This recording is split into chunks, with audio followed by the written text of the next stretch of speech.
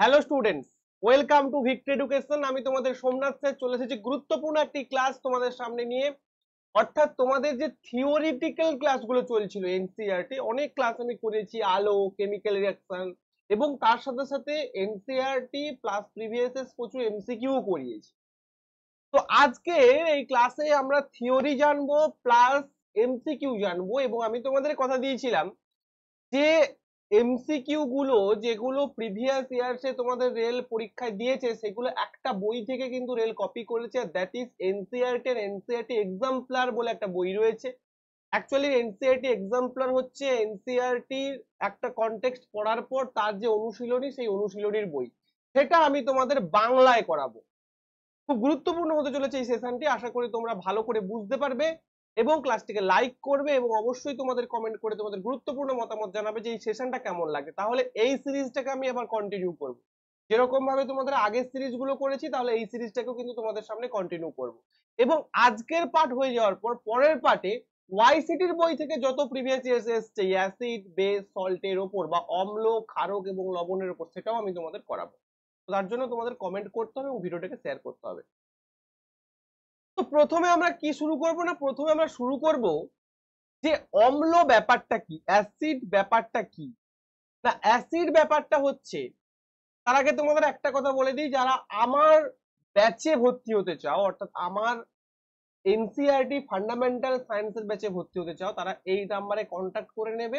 Batch চলছে, কিছু class হয়েছে, কিছু ক্লাস বাকি রয়েছে, একদম কম্প্যাক্ট ব্যাচ, সমস্ত প্রশ্ন উত্তর করানো হচ্ছে।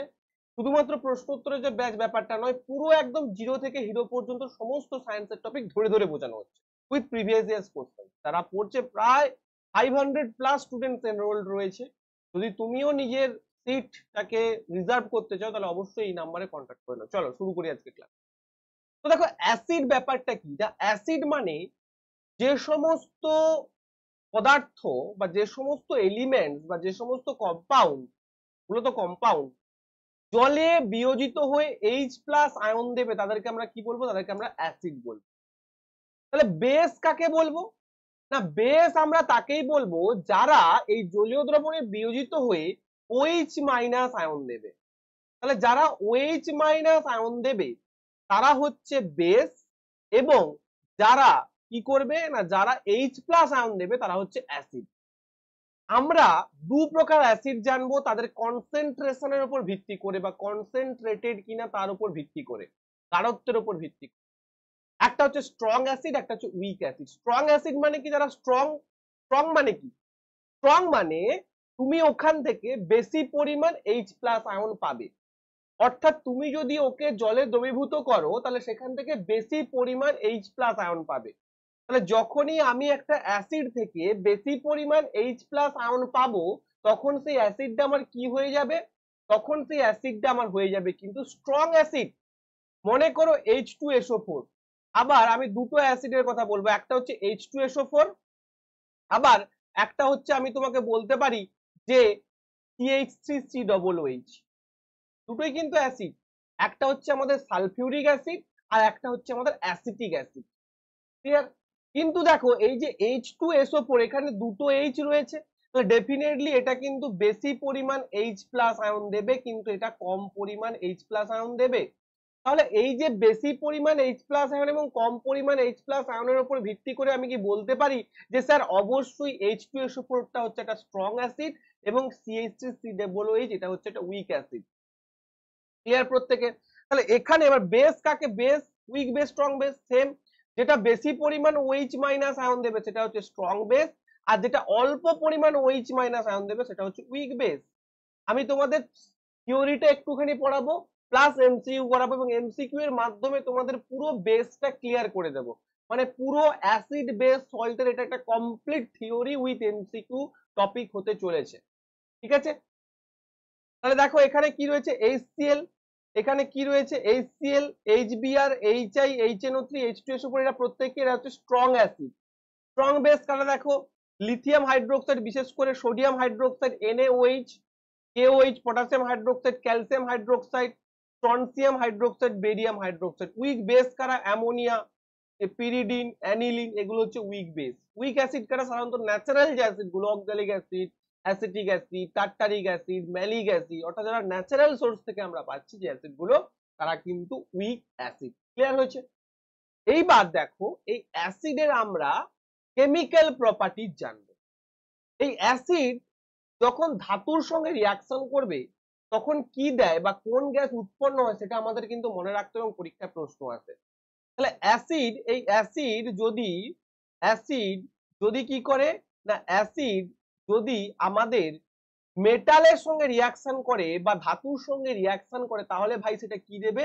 তাহলে ভাই সেটা একটা সল্ট দেবে, প্লাস একটা হাইড্রোজেন গ্যাস সেখানে উৎপন্ন হবে। তুমি বলবে স্যার এক্সাম্পল দিয়ে বোঝান। জি অবশ্যই বুঝিয়ে দিচ্ছি। মনে করো জিঙ্ক একটা ধাতু, তাহলে জিঙ্কের সঙ্গে তুমি একটা অ্যাসিড যোগ করে দাও, H2SO4 যোগ করে দাও, তাহলে সেখান থেকে কি উৎপন্ন হবে? সেখান থেকে উৎপন্ন হবে ZnSO4, একটা লবণ, একটা সল্ট, জিঙ্কের সালফেট সল্ট, প্লাস উৎপন্ন হবে হাইড্রোজেন গ্যাস। আমরা পরীক্ষাগারে যখন হাইড্রোজেন গ্যাস প্রস্তুতি জেনেছিলাম ছোটবেলায়, তখন আমরা করেছিলাম যে জিঙ্কের ছিবড়ার সঙ্গে লঘু সালফিউরিক অ্যাসিডের যে রিয়াকশন, সেই জিঙ্কের সাথে লঘু সালফিউরিক অ্যাসিডের রিয়াকশনে কি উৎপন্ন হয়?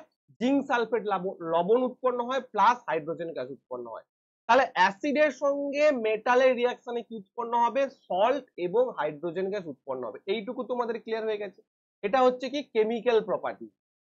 যেগুলো যেগুলো দরকার বেসিক ক্লাস ঘোলাটে করবো না, যে জায়গাগুলো থেকে তোমাদের প্রশ্ন আছে সেই জায়গাগুলো বলে যাবো আমি। এবার যদি কি হয় না, যদি আমরা কার্বনেটের সঙ্গে বিক্রিয়া করাই, যদি আমরা ধাতব কার্বনেটের সঙ্গে অ্যাসিডের বিক্রিয়া করাই বা ধাতব হাইড্রোজেন কার্বনেটের সঙ্গে বিক্রিয়া করে, তাহলে কি উৎপন্ন হবে? তাহলে কার্বন ডাই অক্সাইড গ্যাস উৎপন্ন হবে। তাহলে ধাতব কার্বনেটের সঙ্গে, যেমন মনে করো ক্যালসিয়াম কার্বনেট, ক্যালসিয়াম কার্বনেট কি? ধাতব কার্বনেট বলছি। ক্যালসিয়াম কার্বনেট মানে ধাতুর কার্বনেট। ক্যালসিয়াম কি? ক্যালসিয়াম একটা ধাতু। তাহলে তার কার্বনেট, ক্যালসিয়াম কার্বনেটের সঙ্গে তুমি যদি অ্যাসিড যোগ করো, ক্যালসিয়াম কার্বনেটের সঙ্গে তুমি যদি অ্যাসিড যোগ করো, তাহলে সেখান থেকে কি উৎপন্ন হবে? লবণ এবং কার্বন ডাই অক্সাইড উৎপন্ন প্লাস জল উৎপন্ন। এগুলো তোমাদের প্রত্যেকটা কিন্তু প্রিভিয়াস ইয়ার্সে আসা জায়গা। ক্লিয়ার হয়েছে কেমিক্যাল প্রপার্টি? চলো নেক্সট। কিছু জায়গা অ্যাসিডের, কিছু জায়গা আমরা রিয়াকশনেও জেনেছি, এবার সেগুলো জানবো। এবার অ্যাসিড এবং বেস যদি রিয়াকশন করে, অর্থাৎ অম্ল প্লাস ক্ষারের বিক্রিয়ায় কি হবে? আমরা প্রত্যেকে জানি যে অ্যাসিড যদি বেসের সঙ্গে রিয়াকশন করে তাহলে কি উৎপন্ন হয়? তা সল্ট প্লাস ওয়াটার উৎপন্ন হয়, অর্থাৎ লবণ প্লাস জল উৎপন্ন হয়। অ্যাসিড এবং বেসের বিক্রিয়ায় লবণ এবং জল উৎপন্ন হয়। এবং এই যে বিক্রিয়া, এই বিক্রিয়াকে আমরা কি বলি? এই বিক্রিয়াকে আমরা বলি নিউট্রালাইজেশন রিয়াকশন বলে। অর্থাৎ অ্যাসিড এবং বেস পরস্পরকে কি করবে? নিউট্রালাইজ করবে। আমি কি বললাম?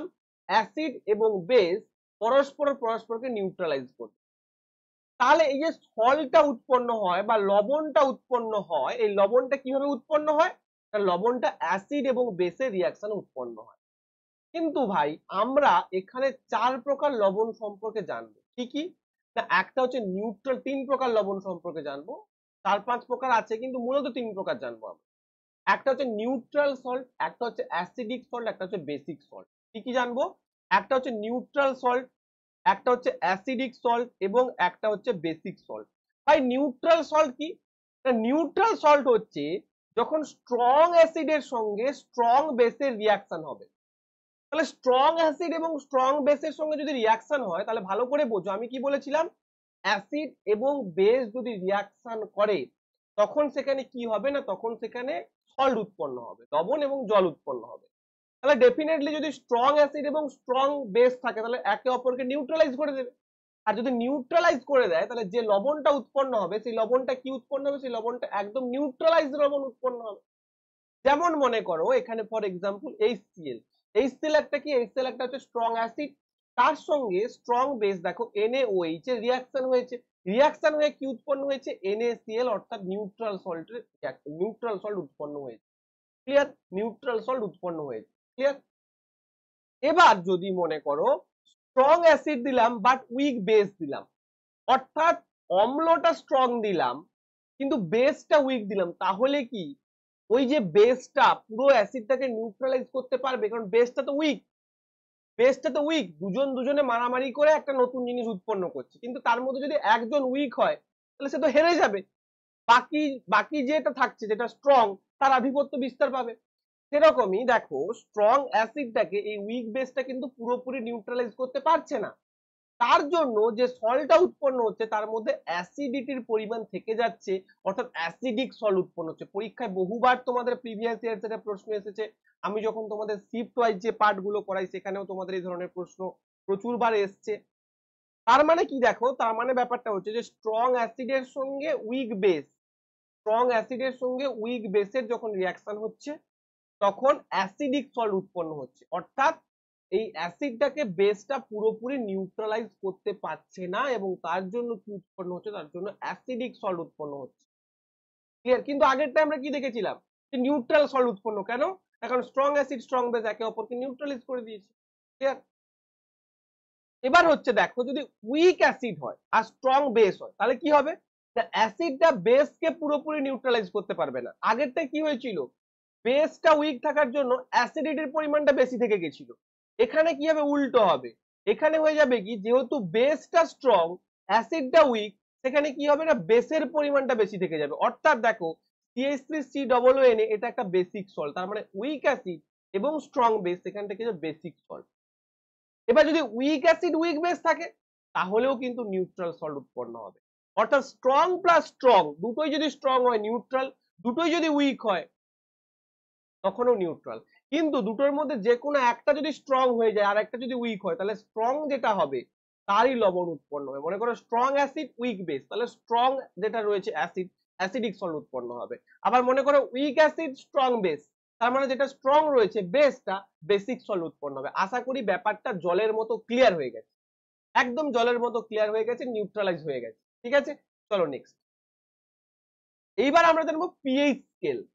এই পিএইচ স্কেলটা কি না, পিএইচ স্কেলটা হচ্ছে 0 থেকে 14 পর্যন্ত অঙ্কিত একটা স্কেল, যেটা ডিনোট করবে যে তোমার কোনো একটা সলিউশন কতটা অ্যাসিডিক এবং কতটা বেসিক। ব্যাপারটা বোঝো, অর্থাৎ এই যে 0 থেকে 14, তার মানে এই 0-র দিকে যখন যাচ্ছে এবং 7টা হচ্ছে নিউট্রাল। ভালো করে বোঝো, 0 থেকে 14 পর্যন্ত এই স্কেলে 7টা হচ্ছে নিউট্রাল থাকবে। তাহলে 7টা নিউট্রাল এবং 7 থেকে যত আমি পিএইচ বাড়াবো তত কি হবে না, তত সেটা স্ট্রং বেস হবে, তত সেটা স্ট্রং বেস হবে বা সক্রিয় ক্ষার হবে। আবার এই পিএইচটা যত কমাবো অর্থাৎ যত 0-র দিকে আনবো তত সেটা কি হবে, তত সেটা স্ট্রং অ্যাসিড হবে। অর্থাৎ আমি যদি বলি একটা পিএইচ কোনো একটা বস্তুর পিএইচ এর মান 1, তার মানে সেটা অ্যাসিড না বেস, ডেফিনেটলি সেটা অ্যাসিড। আমাদের পাকস্থলীর মধ্যে স্টমাকের মধ্যে যে HCl টা খরিত হয় তার পিএইচ মান কত, 1.4 ধরো, তার মানে সেটা কি, স্ট্রং অ্যাসিড। আবার জলের পিএইচ 7, তার মানে সেটা কি, নিউট্রাল, কারণ নিউট্রাল যদি হয় সেটা পিএইচ এর মানটা 7 হয়। রক্তের পিএইচ কত, বিশুদ্ধ রক্ত এগুলো পরীক্ষা আসবে 7.4, তার মানে রক্তটা কি, রক্তটা মেনলি নিউট্রাল বাট সামান্য অ্যালকালাইন বা সামান্য বেসিক ইন নেচার। কেন, 7টাকে ক্রস করে যাচ্ছে, 7 থেকে ক্রস করে যত 14 এর দিকে যাব, 7টাকে ক্রস করে যত 14-র দিকে যাব তত সেটা কিন্তু basic in. Milk of magnesium, milk of ম্যাগনেসিয়াকে আমরা কিভাবে কি হিসাবে ইউজ করি, এগুলো প্রত্যেকটা যেখানে যেগুলো দেওয়া আছে প্রত্যেকটা তোমাদের এনসিইআরটি থেকে দেওয়া রয়েছে, তার মানে এনসিইআরটি এই ডেটাগুলো দিয়েছে মানে প্রত্যেকটা ইম্পর্টেন্ট, প্রত্যেকটা একদম দারুণ ভাবে ইম্পর্টেন্ট। তার মানে মিল্ক অফ ম্যাগনেসিয়াম আমরা অ্যান্টাসিড হিসেবে খাই, তার মানে ডেফিনেটলি এর পিএইচটা বেশি হবে। দেখো পিএইচ তো, সোডিয়াম হাইড্রোক্সাইড কি, সোডিয়াম হাইড্রোক্সাইড হচ্ছে স্ট্রং বেস, একটা স্ট্রং বেস, যেহেতু এটা একটা স্ট্রং বেস তার মানে এর পিএইচ এর মান বেশি হবে। দেখো পিএইচ এর মান 40, অনেকটা বেশি। আবার দেখো গ্যাস্ট্রিক জুস অর্থাৎ এটা হজমকারী যে পাচক রস, সেই পাচক রস দেখো প্রায় 1.2, লেবুর রস দেখো প্রায় 2.2। ঠিক আছে, এইবার এই যে অ্যাসিড এবং বেসকে যে নির্দেশ করবে নির্দেশক, সেই নির্দেশককে আমরা 3টে ভাগে ভাগ করবো। একটা হচ্ছে ন্যাচারাল বা প্রাকৃতিক উপায় যেগুলো পাবো তার মধ্যে পড়বে টার্মেরিক, অর্থাৎ হলুদ দিয়েও আমরা অ্যাসিড বেস ইন্ডিকেটর করতে পারবো। রেড ক্যাবেজ, লাল বাঁধাকপি ইন্ডিকেটর, সেটা দিয়েও আমরা অ্যাসিড বেস ইন্ডিকেট করতে পারবো। লিটমাস, এই লিটমাস হচ্ছে লাইকেন থেকে পাওয়া যায়, যেটা হচ্ছে অ্যালগি এবং যে আমাদের অ্যালগি এবং আমাদের যে ফাঙ্গি আছে তার মধ্যবর্তী একটা বস্তু লাইকেন, সেই লাইকেন থেকে পাওয়া যায় লিটমাস, সেটা হচ্ছে ন্যাচারাল।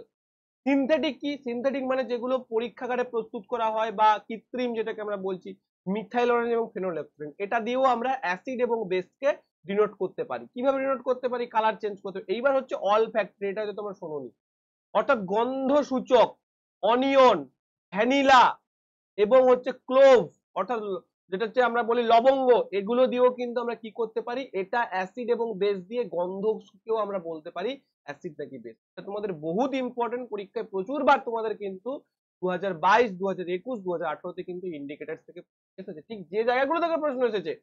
আজকে ক্লাসটা করার পর তুমি নিজে ওয়াইসিটির বই খুলে দেখবে তুমি কত প্রশ্ন পেরে যাচ্ছে একা একা। চলো এইবার আমরা ফেনোলেফথ্যালিন ইন্ডিকেটর সম্পর্কে একটু জানবো। এই ফেনোলেফথ্যালিন ইন্ডিকেটর খুব, আচ্ছা প্রথমে আমরা লিটমাসটা জেনে নিই। লিটমাস পেপারকে আমি যদি কি করব না, এই লিটমাস পেপারে যদি অ্যাসিড দিই তাহলে নীল লিটমাসটা লাল হয়ে যাবে। অ্যাসিড স্বাদে কি রকম? না অ্যাসিড হচ্ছে স্বাদে টক, অ্যাসিড হচ্ছে স্বাদে টক। আর বেস কি রকম স্বাদে? না বেস হচ্ছে স্বাদে তেতো। ঠিক আছে, তাহলে এই অ্যাসিডে আমরা যদি ব্লু লিটমাস দিই তাহলে সেটা কি হবে? তাহলে সেটা লাল কালার ধারণ করবে। আর বেসে যদি লাল লিটমাস দেই তাহলে সেটা ব্লু কালার ধারণ করবে। বুঝতে পেরেছো? বেসে যদি লাল লিটমাস দিই তাহলে সেটা ব্লু কালার ধারণ করবে, অ্যাসিডে যদি ব্লু লিটমাস দিই তাহলে সেটা রেড কালার ধারণ করবে। কিন্তু ফেনোলেফথ্যালিন ইন্ডিকেটর, ফেনোলেফথ্যালিন ইন্ডিকেটর সম্বন্ধে আমি কি বলেছিলাম, এটা হচ্ছে একটা কৃত্রিম ইন্ডিকেটর। এটার ক্ষেত্রে দেখো পিএইচ যখন 0 থেকে 3 হবে, অর্থাৎ প্রচুর অ্যাসিডিক হবে, তখন এটা কিন্তু অরেঞ্জ থাকবে। আবার পিএইচ যখন 4 থেকে 7 থাকবে, অর্থাৎ ভালো করে বোঝো, ফেনোলেফথ্যালিন ইন্ডিকেটরের ক্ষেত্রে কিন্তু পিএইচটা ইম্পর্টেন্ট, অ্যাসিড বা বেসের জন্য না। কারণ পিএইচ 4 মানেও অ্যাসিড আর পিএইচ 1 মানেও অ্যাসিড। তার মানে হাইলি অ্যাসিডিক কিনা, যে কতটা পিএইচ হতে পারে সেটা জানার জন্য আমরা ফেনোলেফথ্যালিন ব্যবহার করি। আবার দেখো পিএইচ যখন 8 থেকে 10, অর্থাৎ বেস যখন, তখন ওটা কিন্তু পিঙ্ক। আবার হাই বেস যখন হয়ে যাচ্ছে, স্ট্রং বেস যখন হয়ে যাচ্ছে, তখন ওটা আবার কালারলেস হয়ে যাচ্ছে। তার মানে তোমাকে যদি পরীক্ষায় প্রশ্ন এরকম করে যে একটা সলিউশন রয়েছে যার পিএইচ 8 থেকে 10, তাহলে এখানে যদি আমরা এইখান থেকে যদি দুটো ড্রপ আমরা ফেনোলেফথ্যালিন দিই তাহলে ফেনোলেফথ্যালিনের কালার কি হবে? তুমি নির্দ্বিধায় বলে যাবে স্যার ফেনোলেফথ্যালিনের কালার পিঙ্ক হবে। ক্লিয়ার? এইবার আমরা জানছি অল ফ্যাক্টরি ইন্ডিকেটর বা গন্ধ সূচক। প্রথমে আমরা আসছি পেঁয়াজ। এই পেঁয়াজে যদি অ্যাসিড দেওয়া হয় তাহলে কিন্তু স্মেল থাকবে, আর যদি বেস দেওয়া হয় তাহলে কিন্তু স্মেলটা চলে যাবে। ভ্যানিলা এক্সট্রাক্ট, ভ্যানিলা, এখানে যদি অ্যাসিড দেওয়া হয় তাহলে এখানে স্মেল থাকবে, বেস দেওয়া হলে স্মেল চলে যাবে। ক্লোভ, ক্লোভ মানে যেটাকে আমরা বলছি, যেটাকে কি বলবো আমরা, ক্লোভটাকে বাংলা যেটাকে বলা হচ্ছে লবঙ্গ। এই লবঙ্গেও তুমি যদি অ্যাসিড দাও স্মেল থাকবে, বাট বেস দিলে স্মেল চলে যাবে। মানে এইগুলো হচ্ছে অল ফ্যাক্টরি ইন্ডিকেটর, নাকে শুঁকে আমরা বলতে পারবো গন্ধের দ্বারা। আর এই যে দেখো red cabbage water, red cabbage water যদি পিএইচ লেস দেন 7 হয় তাহলে আমরা রেড পিঙ্ক পাবো। আর কালার যদি পিএইচ 7 হয় তাহলে পার্পেল পাবো। আর কালার যদি বেস হয় তাহলে ব্লু, গ্রিন, ইয়েলো পাবো। ঠিক আছে, এইখানে কিছু ইন্ডিকেটর দেওয়া রয়েছে, তোমরা দেখে নিও। ইন্ডিকেটর থেকে প্রচুর প্রশ্ন পরীক্ষায় এসেছে। এইগুলো সাধারণত তোমরা কোথাও পাবে না, এই জায়গাগুলো অনেক রিয়াকশন গুলো পেয়ে যাবে বইতে, বাট এই জায়গাগুলো ভালো করে কোথাও কোনো ক্লাস নেই, তাই আমি তোমাদের জন্য এগুলো করিয়ে দিচ্ছি। ঠিক আছে, ক্লাসটিকে ভালো লাগলে অবশ্যই এটা লাইক করবে। এইবার আমরা, এটা কিন্তু তোমাদের 2022-এ গ্রুপ ডিতে আসা প্রশ্ন। বিচুটি পাতা, তোমরা নিশ্চয়ই নেটেল, নেটেল মানে একটা বিচুটি পাতার গাছ। নেটেল দিয়ে কিন্তু পরীক্ষায় প্রশ্ন দিতে তোমরা অনেকে বুঝতে পারো না নেটেলটা কি। এই বিচুটি পাতা যখন গায়ে লেগে যায় তখন খুব চুলকানি হয়, তোমরা জানো। কারণ এই বিচুটি পাতার রয়েছে কি মিথানোইক অ্যাসিড, এবং এই মিথানোইক অ্যাসিড কি হয়, মিথানোইক অ্যাসিড করোশনের সৃষ্টি করে বা ইচিং সেন্সেশন সৃষ্টি করে। তাহলে নেটেল পাতায় কি থাকে? নেটেল পাতায় মিথানোইক অ্যাসিড থাকে, এবং এই মিথানোইক অ্যাসিডটা কি করে না তোমাদের গায়ে বা আমাদের দেহে একটা ইচিং সেন্সেশন সৃষ্টি করে। এবং এর প্রতিকারের উপায় কি? এর প্রতিকারের উপায় হচ্ছে ডগ গাছের পাতা। ডগ গাছের পাতা, খুব প্রশ্ন আসে পরীক্ষায়। ডগ গাছের পাতা কি হয়, যদি ঘষে দিই ওখানে তাহলে এটা কিন্তু চলে যাবে, মানে এই যে সেন্সেশনটা হচ্ছে এটা চলে যাবে এবং একটা আরাম পাবে। ঠিক আছে, এইবার দেখো প্রাকৃতিক কিছু উৎস দিয়ে, যেমন ভিনিগার, ভিনিগারের কি থাকে না অ্যাসিটিক অ্যাসিড থাকে। কমলাতে কি থাকে? সাইট্রিক অ্যাসিড থাকে। তেঁতুলে কি থাকবে? টার্টারিক অ্যাসিড থাকে। প্রচুর প্রশ্ন আছে এখান থেকে। নেক্সট দিন তোমাদের পার্ট 2 তে আমরা ওয়াইসিটির বইতে করব। আজকে এক্সাম্পলারটা করছি, প্রশ্নগুলো সব করে দিচ্ছি, প্রত্যেকটা ক্লাস তোমাদের আমি ধরে ধরে করাবো। এই সিরিজটা চলবে কন্টিনিউ, তার জন্য কমেন্ট করে জানাতে হবে যে সিরিজটা কেমন লাগলো, তাহলেই আমি কন্টিনিউ করব, ঠিক আছে? আর অবশ্যই চ্যানেলে নতুন হলে চ্যানেলটিকে সাবস্ক্রাইব করবে, কারণ রেলওয়ের জন্য এটা গুরুত্বপূর্ণ চ্যানেল। টমেটো হচ্ছে অক্সালিক অ্যাসিড, টক দুধ হচ্ছে ল্যাকটিক অ্যাসিড, লেবু হচ্ছে সাইট্রিক অ্যাসিড, পিঁপড়ের হুলেও কিন্তু মিথানোইক অ্যাসিড থাকে। আমরা ফর্মিক অ্যাসিডও জানি, বাট মিথানোইক অ্যাসিডও থাকে। তাহলে মিথানোইক অ্যাসিড দুটো জায়গায় পেলাম, একটা হচ্ছে নেটেল গাছের পাতা বা বিচুটি গাছের পাতা, আর একটা হচ্ছে পিঁপড়ের হুল। আর বিচুটির হুলেও কিন্তু কি থাকে না, মিথানোইক অ্যাসিড থাকে। ক্লিয়ার হয়েছে? এইবার দেখো আমরা প্রায় শেষের দিকে চলে এসেছি। এইবার হচ্ছে এটা হচ্ছে ক্লোর অ্যালকালি প্রসেস। এই ক্লোর অ্যালকালি প্রসেসটা কি, বা ক্লোর ক্ষার প্রসেসও আমরা বলে থাকি। এটা কি হয় না, এটা NaCl বা সোডিয়াম ক্লোরাইডের ওপর কি করা হয় না, সোডিয়াম ক্লোরাইড চালনা করে এবং তার ওপর তড়িৎ বিশ্লেষণ করা হয়। যার ফলে কি হয়, এই বিক্রিয়াটা মনে রাখবে, NaCl এর সঙ্গে H2O, NaCl কি অ্যাকুয়াস, এই ভেতরের যে কন্ডিশন গুলো এগুলোও মনে রাখতে হবে। অ্যাকুয়াস ফরম্যাটে NaCl থাকে বা জলীয় ফরম্যাটে থাকে। H2O দেওয়া হয়, সেখান থেকে কি উৎপন্ন, সোডিয়াম হাইড্রোক্সাইড। দেখো এই যে ব্রাইন যুক্ত NaOH, সোডিয়াম হাইড্রোক্সাইড মুক্ত হয়, এখান দিয়ে ক্লোরিন মুক্ত হচ্ছে এবং হাইড্রোজেন গ্যাসও কিন্তু মুক্ত হয়। তার মানে এই যে ক্লোর অ্যালকালি প্রসেস, এই ক্লোর অ্যালকালি প্রসেসে মূলত ক্লোরিন গ্যাস প্রস্তুতির জন্য ব্যবহার করা হয়। এবং ক্লোরিন গ্যাস কোথায় মুক্ত হচ্ছে, ক্লোরিন গ্যাস মুক্ত হচ্ছে অ্যানোডে। এটা হচ্ছে অ্যানোড। ক্লোরিনটা যেহেতু মাইনাস, এটা অ্যানোড মানে মাইনাসটা যেহেতু অ্যানোড মানে কি পজিটিভ দড়িদ্বার, আর ক্যাথোড মানে হচ্ছে নেগেটিভ দড়িদ্বার। দেখো যখন NaCl এটা যখন আয়ন হবে কি হবে, Na+Cl মাইনাস, তাহলে মাইনাসটা কোথায় যাবে না পজিটিভ দড়িদ্বারে অর্থাৎ অ্যানোডে চলে যাবে, আর প্লাসটা কোথায় যাবে না নেগেটিভ তড়িৎদ্বারে অর্থাৎ ক্যাথোডে চলে আসবে। তার মানে দেখো এখানে কি চলে আসবে, Na+ গুলো এদিকে চলে আসবে, আর Na+ গুলো এদিকে আসার জন্যই এদিক দিয়ে কে আসবে না NaOH চলে আসবে। আর Cl গুলো এদিকে আসার জন্য কি হবে, উপর দিয়ে ক্লোরিন গ্যাস মুক্ত হবে আর এদিক দিয়ে হাইড্রোজেন গ্যাস H+ তৈরি হবে এবং হাইড্রোজেন গ্যাস তৈরি হবে। যেহেতু H+, তাই এটাও কিন্তু এখানটা যেহেতু ক্যাথোড রয়েছে, এটা এই দিক দিয়েই মুক্ত হবে, আর এদিকে Na-টাও এর সঙ্গে যুক্ত হয়ে যাবে, যুক্ত হয়ে এদিকে কিন্তু NaOH। ঠিক আছে, খুব গুরুত্বপূর্ণ। এবং তিনটে পণ্য বা তিনটে প্রোডাক্ট এখানে উৎপন্ন হবে, NaOH, ক্লোরিন এবং হচ্ছে হাইড্রোজেন গ্যাস। NaOH-টা কোন দিকে উৎপন্ন হবে, ক্যাথোডের দিকে, আর অ্যানোডে কি উৎপন্ন হচ্ছে, ক্লোরিন, এবং ক্যাথোডে উৎপন্ন হচ্ছে হাইড্রোজেন। এটা মনে রাখবে, কেন না ক্লোরিনটা হচ্ছে নেগেটিভ, তাই পজিটিভের দিকে যাচ্ছে, আর H+টা হচ্ছে পজিটিভ, তাই নেগেটিভের দিকে। ক্লিয়ার? পুরো প্রশ্ন। নেক্সট হচ্ছে খাবার সোডা বা বেকিং সোডা। এই বেকিং সোডা আমরা কি করি না, আমরা খাবারে ব্যবহার করি, এবং এটা প্রস্তুতিতে কি ব্যবহার করা যায় না, তো সোডিয়াম ক্লোরাইড ব্যবহার করা হয়, নুন বা লবণ। কি কি ব্যবহার করা হয় দেখে নাও। এই সমীকরণটা তোমাদের বহুবার পরীক্ষায় এসেছে, প্রিভিয়াস ইয়ার্স প্রশ্নে। পুরো একদম NCERT থেকে করাচ্ছি, এই বইটা হচ্ছে NCERT বই। অনেকে জিজ্ঞাসা করে যে স্যার কি পড়বো, আমি বলি একটাই বই পড়ো, দ্যাট ইজ NCERT। এটা পড়লেই ফুল কমপ্লিট হয়ে যাবে। দেখো NaCl plus H2O plus CO2 plus NH3, তার মানে NaCl, তারপর জল, তারপর কার্বন ডাইঅক্সাইড, তারপর অ্যামোনিয়া দিলে কি উৎপন্ন হচ্ছে, ammonium chloride plus sodium hydrogen carbonate বা সোডিয়াম বাইকার্বনেট। ক্লিয়ার? আমরা সোডিয়াম বাইকার্বনেট প্রস্তুতিতে আমরা কি কি ব্যবহার করছি, NaCl, জল, কার্বন ডাইঅক্সাইড এবং হচ্ছে অ্যামোনিয়া। এবং এই সোডিয়াম হাইড্রোজেন কার্বনেটে যে পিএইচ পরীক্ষা করলে তুমি দেখতে পাবে যেটা কিন্তু কি না, এটা কিন্তু অম্ল প্রশমনে ব্যবহার করা হয়, এবং এটা কিন্তু একটা ক্ষারকীয় এর নেচার থাকছে। এবং এইটাকে যদি তুমি তাপ দাও, উত্তপ্ত করো, তাহলে কি উৎপন্ন হবে, সোডিয়াম কার্বনেট। তাহলে সোডিয়াম কার্বনেটকে আবার যদি তুমি কেলাসিত করো, তখন সেটা একটা সোডিয়াম কার্বনেটের সঙ্গে তুমি যদি আবার জল যোগ করো, তাহলে এটা কি হবে না Na2CO3 10H2। এই Na2CO3 10H2 টা কি, এটা হচ্ছে তোমার ওয়াশিং সোডা। বলবো ওয়াশিং সোডা বা কাপড় কাচা সোডা যেটাকে বলা হয়। তার মানে এই যে ওয়াশিং সোডা উৎপন্ন হচ্ছে, এটাও কোথা থেকে উৎপন্ন হচ্ছে, এটাও কিন্তু পক্ষান্তরে NaCl থেকে উৎপন্ন হচ্ছে, বা NaHCO3 থেকে উৎপন্ন হচ্ছে, বা সোডিয়াম হাইড্রোজেন কার্বনেট বা সোডিয়াম বাইকার্বনেট থেকে। তাহলে সোডিয়াম বাইকার্বনেট থেকেই কিন্তু সোডিয়াম কার্বনেট উৎপন্ন হচ্ছে। তো সোডিয়াম বাইকার্বনেটকে তুমি যদি উত্তপ্ত করো, ওখান থেকে হাইড্রোজেনটা বেরিয়ে যাবে এবং বাকি সোডিয়াম আর কার্বনেটটা কিন্তু পড়ে থাকবে, এবং জল এবং কার্বন ডাইঅক্সাইড। ক্লিয়ার হয়েছে প্রত্যেকে? এবার কাপড় কাচা সোডা বা ওয়াশিং সোডা। আচ্ছা, সোডিয়াম বাইকার্বনেট কিন্তু অগ্নি নির্বাপক যন্ত্র ব্যবহার করা হয়। কাপড় কাচা সোডা তাহলে কি বললাম, এই যে এক্ষুনি বললাম, সোডিয়াম এর সঙ্গে জল যোগ করলে Na2CO10H2। আচ্ছা, এর একটা রাসায়নিক নাম আছে, রাসায়নিক নামটা কি বলতে পারবে? Sodium carbonate decahydrate. ঠিক আছে, এইটা মনে রাখবো, সোডিয়াম কার্বনেট ডেকাহাইড্রেট। কোনো কেলাসনে কিন্তু কাপড় কাচা সোডা আমরা পাচ্ছি। এবং এটা কি কি ভাবে ব্যবহার করছে? সোডিয়াম কার্বনেট কাপড় কাচা সোডা গ্লাস, সাবান, কাগজের কারখানায় ব্যবহার করা হয়।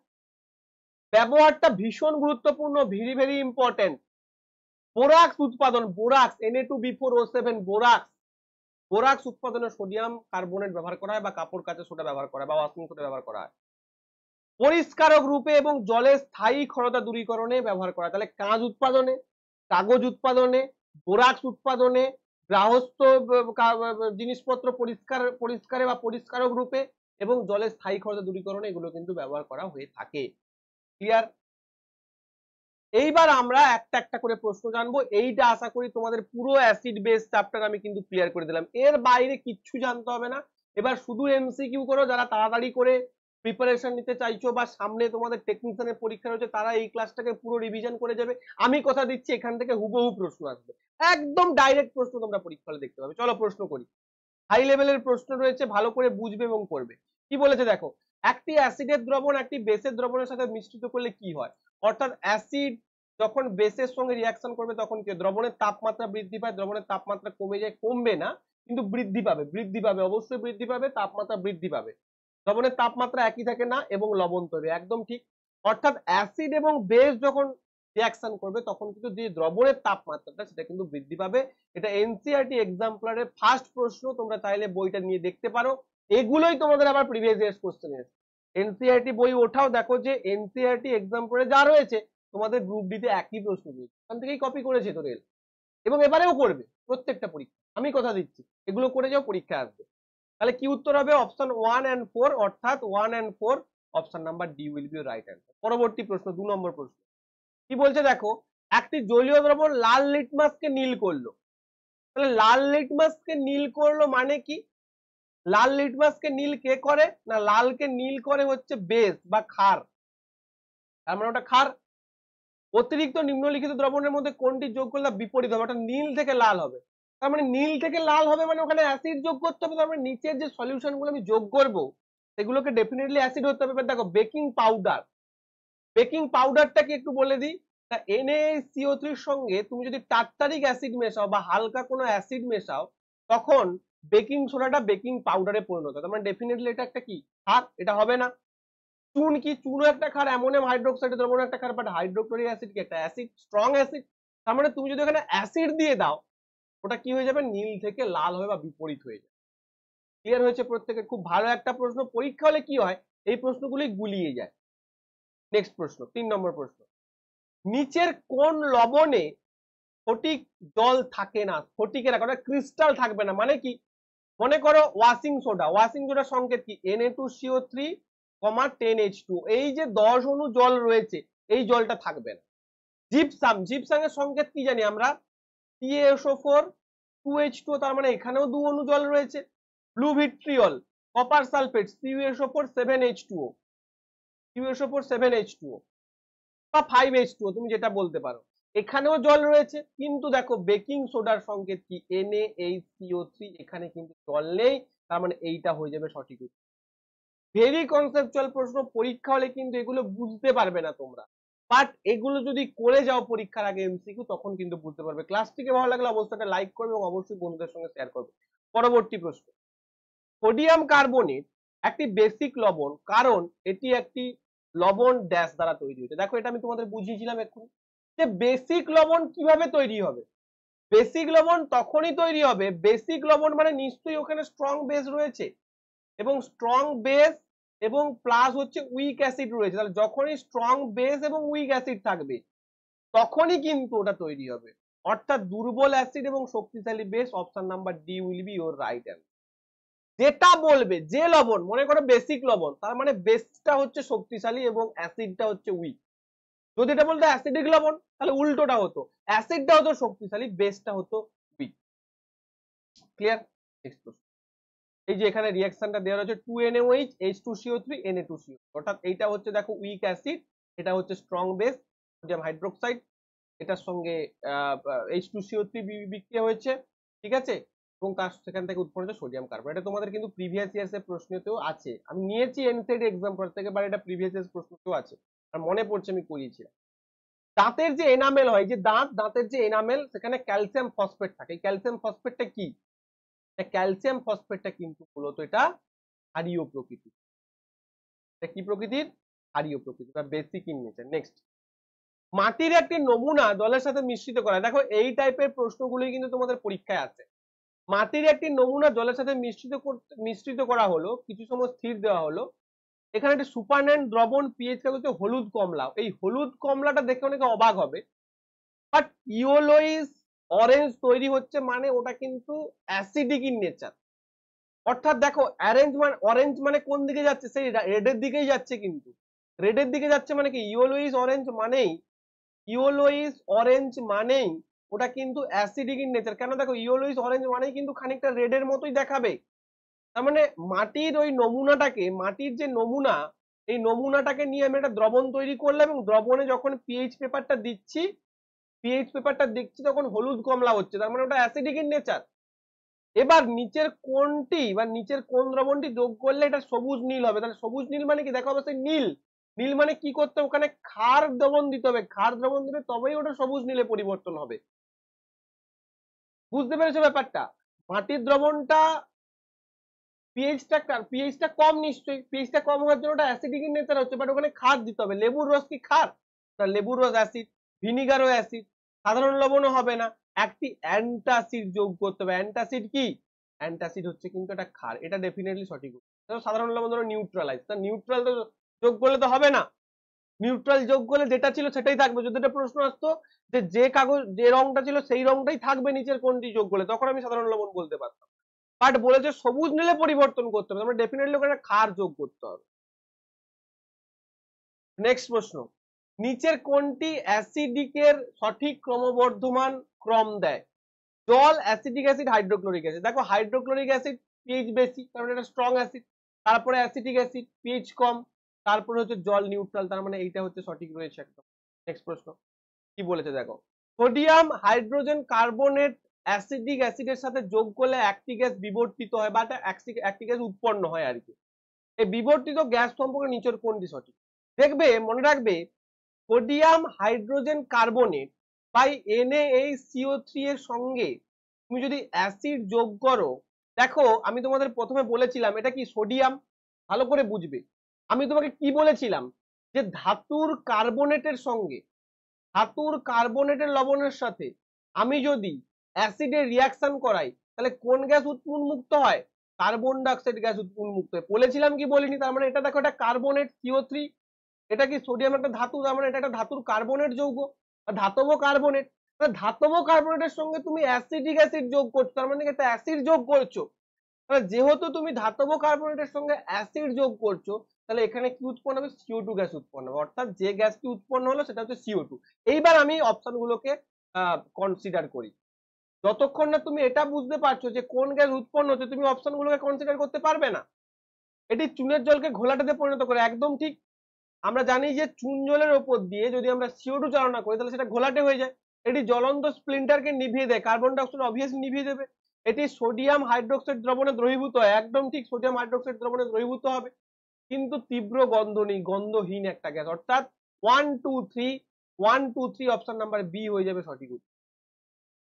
ভেরি কনসেপচুয়াল, এগুলো তোমাদের 2024 এবং 2025 রেলের পরীক্ষাগুলো হবে, তার জন্য ভয়ঙ্কর ভাবে গুরুত্বপূর্ণ এই ধরনের প্রশ্নগুলো। নিচে পরের প্রশ্ন, সাধারণ লবণ রান্নাঘরে ব্যবহার করার পাশাপাশি ড্যাশ তৈরি কাঁচামাল হিসেবে ব্যবহার করা হয়। একটু আগেই আমি এটা পড়িয়ে এলাম তোমাদের, দেখো যেই জায়গাগুলো পড়িয়েছি সেই জায়গাগুলো থেকেই প্রশ্ন এসেছে।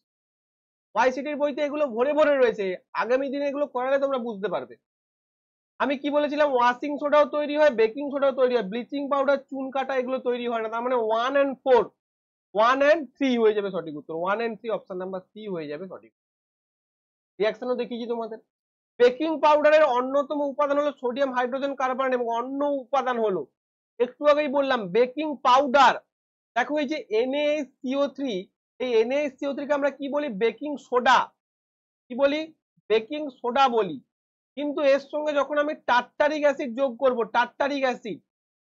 তখন এটা হয়ে যাবে বেকিং পাউডার। তাহলে কি উত্তর হয়ে যাবে? Tartaric acid. Baking soda and baking পাউডারের মধ্যে কিন্তু পার্থক্য আছে, দুটো কিন্তু গোলাবে না। নেক্সট প্রশ্ন, দাঁতের ক্ষয় থেকে রক্ষা পাওয়া পেতে আমাদের নিয়মিত দাঁত ব্রাশ করার পরামর্শ দেয়। সাধারণত টুথপেস্ট ড্যাশ প্রকৃতির হয়। অবশ্যই কি হবে? ক্ষারকীয় প্রকৃতির, কারণ ওখানে যেটা থাকছে আমাদের দাঁতে সেটা তো ক্ষারকীয় নেচার।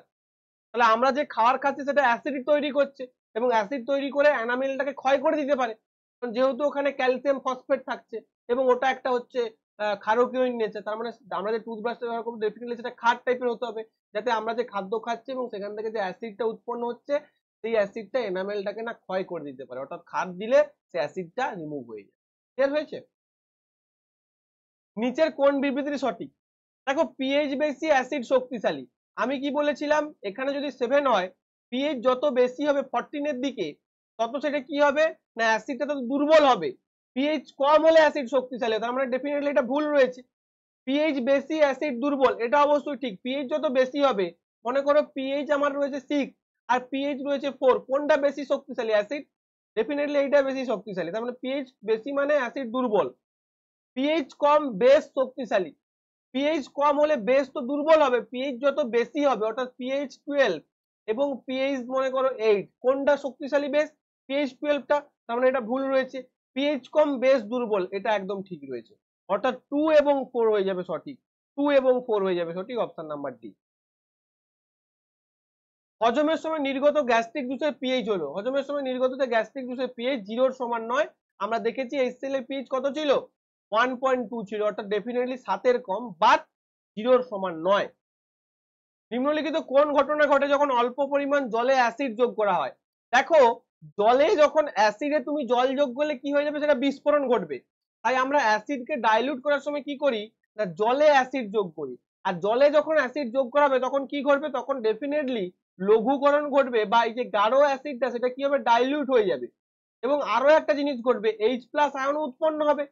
কারণ আমি কি বলেছিলাম যে অ্যাসিড জলে বিয়োজিত হয়ে H+ আয়ন দেয়। তাহলে দুটো জিনিস এখানে ঘটবে, এক তো আয়নীকরণ হবে, দেন হচ্ছে লঘুকরণ হবে, কিন্তু নিরপেক্ষকরণ বা নিউট্রালাইজেশন হবে না। নিউট্রালাইজেশন করতে গেলে কি করতে হয়? আমরা অ্যাসিডের সঙ্গে বেস যোগ করতে হয়, তবেই সেটা নিউট্রালাইজ হবে। কিন্তু যখন অ্যাসিডটাকে তুমি জলে যোগ করবে, ওখান থেকে H+ আয়ন দেবে ওই দ্রবণে, কারণ এটা আমরা পড়েছি। আয়নীকরণও হচ্ছে, অর্থাৎ আয়নীকরণ মানে কি? H+ OH- আয়ন উৎপন্ন হওয়া মানেই আয়নীকরণ, সেটাকেই বলছে। আয়নীকরণ হবে এবং ডাইলুশন হবে, অর্থাৎ 1 এবং 3 দুটো হবে। 1 and 3, option number B will be your right answer. Very conceptual প্রশ্ন। নেক্সট বলছেন, নিচের কোনটি অ্যাসিড এবং বেস নির্দেশক হিসেবে ব্যবহার করা হয় একদম দৃষ্টি প্রতিবন্ধী ছাত্র দ্বারা? দেখো, লিটমাস, হলুদ, ভ্যানিলা এসেন্স, পেটুনিয়া পাতা, প্রত্যেকটাই অ্যাসিড বেস ইন্ডিকেটর, বাট দৃষ্টি প্রতিবন্ধী মানে কি? সে সুকে বলবে যে ওটা অ্যাসিড না বেস। আর ভ্যানিলা এসেন্স কি? একটা অলফ্যাক্টরি ইন্ডিকেটর, তার মানে vanilla essence will be correct answer. খুব গুরুত্বপূর্ণ প্রশ্ন, এই ধরনের প্রশ্ন কিন্তু পরীক্ষায় আসার মতো উপযুক্ত, এবং লেটেস্ট যে তোমাদের প্যাটার্ন ছিল সেই প্যাটার্ন অনুযায়ী এটা গুরুত্বপূর্ণ। নেক্সট প্রশ্ন, খুব ভালো একটা প্রশ্ন। দেখো, এটা তোমাদের ইংলিশে রয়ে গেছে, বাট প্রশ্নটা খুব গুরুত্বপূর্ণ। দেখো প্রশ্নটার দিকে খেয়াল করো, বলেছে যে এই যে ক্লোর অ্যালকালি প্রসেস, এটা সঠিক সমীকরণ কি? আচ্ছা, NaCl কি লিকুইড ছিল?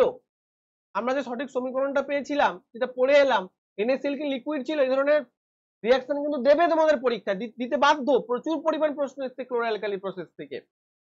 লিকুইড তো ছিল না, অ্যাকুয়াস ছিল, তার মানে এটা বাদ হয়ে গেল। বাকিগুলো সব দেখো অ্যাকুয়াস রয়েছে। পরের অপশন দেখি, H2O অ্যাকুয়াস। ভাই H2O তো অ্যাকুয়াস হয় না, H2O তো লিকুইড হয়, তার মানে এই অপশনটাও এলিমিনেট হয়ে গেল। NaCl অ্যাকুয়াস, H2O লিকুইড, এটা ঠিক রয়েছে। NaOH অ্যাকুয়াস, ঠিকই আছে। ক্লোরিন ভাই কি করে অ্যাকুয়াস হবে? ক্লোরিন তো গ্যাস হিসেবে মুক্ত হলো, তার মানে এটাও মাইনাস, এটাও কেটে দিলাম, এইটা হয়ে যাবে সঠিক উত্তর। এই জন্য বলেছিলাম ব্র্যাকেটের মধ্যে যেগুলো রয়েছে গ্যাস নাকি অ্যাকুয়াস সেটাকেও তুমি ভালো করে বুঝে, সেটাও তোমার পরীক্ষা। ঠিক আছে, এই যে এখানে রিয়াকশনটা দেওয়া রয়েছে, যে রিয়াকশনটা আমি তোমাদের পড়িয়ে এলাম সেই রিয়াকশনটাই দেওয়া রয়েছে। ঠিক আছে, চলো, এই ছিল আজকে তোমাদের ক্লাস। আশা করি তোমরা প্রত্যেকে বুঝতে পেরেছো। যদি ভালো লেগে থাকে তাহলে অবশ্যই তোমরা ক্লাসটিকে লাইক করবে। নেক্সট দিন তোমরা অবশ্যই কমেন্ট করে জানাবে যে এর ওপর তোমাদের পার্ট 2 চাই কিনা। যদি পার্ট 2 তোমরা চাও তাহলে আমি নেক্সট দিন ওয়াইসিটি থেকে যত প্রশ্ন অ্যাসিড বেস থেকে এসেছে, যত প্রশ্ন সব তোমাদের কনসেপচুয়াল ধরে ধরে করাবো। ঠিক আছে, একদম তোমাদের ধরে ধরে করাবো। আজকে বেসিক এবং থিওরিটা পড়ালাম, এনসিআরটিটাও শেষ করে দিলাম, তোমাদের কনসেপ্টটাও একটা ক্লিয়ার হয়ে গেল। নেক্সট দিন ওয়াইসিটি করে দেবো, তাহলে পুরো অ্যাসিড বেস চ্যাপ্টার একদম খতম, টাটা গুড বাই হয়ে যাবে। আর যারা আমার কাছে পড়তে চাও আমার দুটো ব্যাচ রয়েছে, একটা হচ্ছে এনটিপিসির ব্যাচ, এনটিপিসি অ্যান্ড কম্বাইন, অর্থাৎ যেখানে তুমি জিএস, জিকে, জিআই, ম্যাথ সবকিছু একটা কম্প্যাক্ট আকারে পেয়ে যাবে। আর একটা রয়েছে শুধু সায়েন্স স্পেশাল, ওটা যারা শুধু সায়েন্স পড়তে চাও, একদম প্রথম থেকে শেষ পর্যন্ত ধরে ধরে এনসিআরটি খুঁটিয়ে খুঁটিয়ে কোন জায়গাটা পড়বে, কোন জায়গাটা বাদ দেবে, কোন জায়গাটা ইম্পর্টেন্ট পড়তে চাও, 999 টাকা ওয়ান টাইম ফিজ রয়েছে, 2 ইয়ার্স ভ্যালিডিটি রয়েছে, একদম পড়তে পারো। প্রচুর স্টুডেন্ট এনরোল করেছে এবং বিগত বছরগুলিতেও প্রচুর স্টুডেন্ট সাকসেস পেয়েছে। যদি তুমি সাকসেসফুল ব্যাচে সাকসেসফুল স্টুডেন্ট হতে চাও, তো অবশ্যই অ্যাডমিশন। আদারওয়াইজ ইউটিউবে প্রচুর কন্টেন্ট আমি দিচ্ছি, সেখান থেকে দেখতে পারো। ক্লাসটি ভালো লাগলে অবশ্যই চ্যানেলটিকে লাইক করবে, ক্লাসটিকে শেয়ার করবে এবং অবশ্যই চ্যানেলটিকে সাবস্ক্রাইব করবে। থ্যাংক ইউ প্রত্যেককে, সবাই খুব ভালো থাকো, দেখা হবে পরের একটি ক্লাসে। Thank you.